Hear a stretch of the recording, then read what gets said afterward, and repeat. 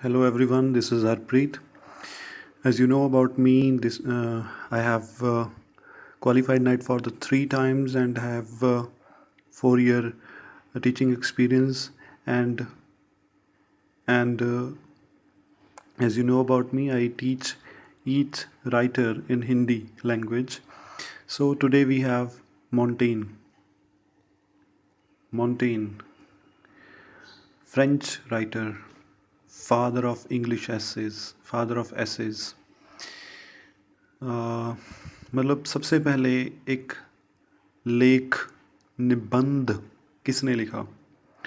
तो वो लिखा मोंटेन ने।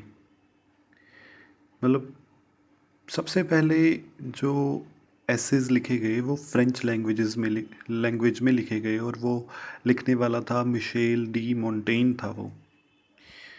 आप कहोगे कि मोंटेग्ने है ये, मोंटेन क्यों कह रहे हैं? एक्चुअली यहाँ पर जी साइलेंट है। दूसरा एक आसान क्वेश्चन आपको पूछा जाता है कि फादर ऑफ इंग्लिश एसेज कौन है? Father of English essays Francis Bacon को कहा जाता है क्योंकि इसने ये पहला व्यक्ति था जिसने इंग्लिश में निबंध लिखे, लेख लिखे। तो इससे भी पहले मोंटेन था जिसने लेख लिखने की शुरुआत की। मतलब अगर आपको क्वेश्चन आ जाए who is known as father of essays, the answer will be mountain.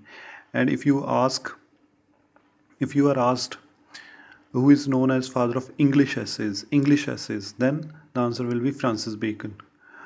Okay, तो आगे देखें। फ्रेंच रेनेसां फिलोसफर था, ये फ्रांस का था।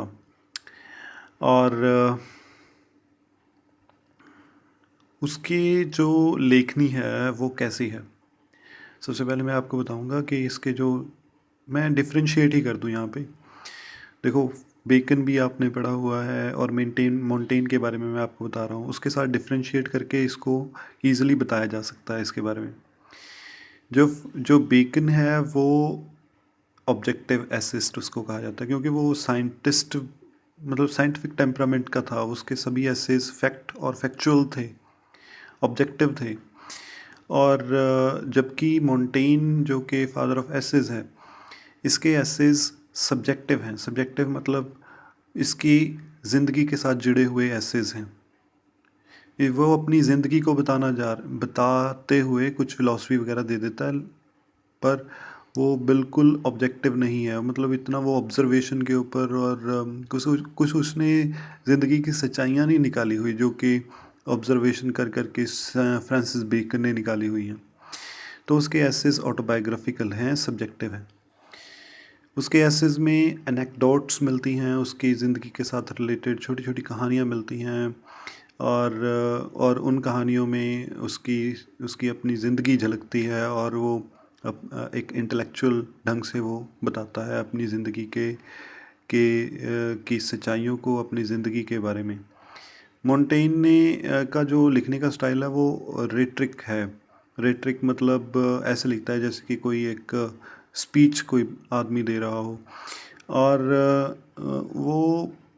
वो डायडेक्टिक नेचर है उसके। जो काम है वो कुछ लोगों को शिक्षा देना चाहता है, हमेशा शिक्षा देता है। डायडेक्टिक नेचर है उसके, जो एसेज हैं वो शिक्षा देने वाले हैं।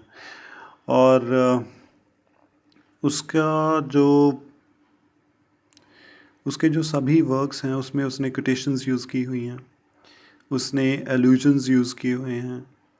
वो मतलब दूसरे जो ग्रीक राइटर और एशियन राइटर मैं आपको यहाँ पर स्ट्रेस दे के कहूँगा कि उसने एशियन राइटर्स को भी अपने एसेस में उनके भी रेफरेंस लिए, और ग्रीक इटालियन तो लेने ही थे।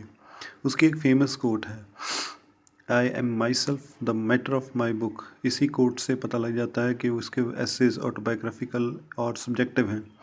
वो कहता है कि मैं अपनी किताब का खुद मैं सब्जेक्ट मैटर हूँ अपनी किताब का।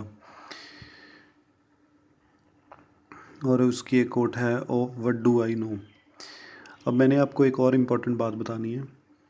आपने फ्रांसिस बेकन के एसेज पढ़े होंगे और वो एसेज 1592 में आते हैं, ये एसेज 1580 में आते हैं। और दोनों के जो टाइटल्स हैं एसेज के वो लगभग सेम से ही हैं। जैसे बेकन का मिल जाएगा ऑफ स्टडीज़ ऑफ मैरिज, मतलब ऑफ लगा के आगे टाइटल है। इसके भी एसेज ऐसे ही हैं, ऑफ सैडनेस एंड सोरो, of idleness, of fear, of imagination, of friendship, of solitude. Net के पॉइंट ऑफ व्यू से सिर्फ एक पेज अपने आप में कंप्लीट है। और अब मैं आपसे इजाज़त लूँगा, क्योंकि नेट के पॉइंट ऑफ व्यू से मोंटेन को इतना ही पढ़ा जा सकता है, ज़्यादा पढ़ेंगे तो उसका कोई हमें फ़ायदा नहीं होगा। Thank you.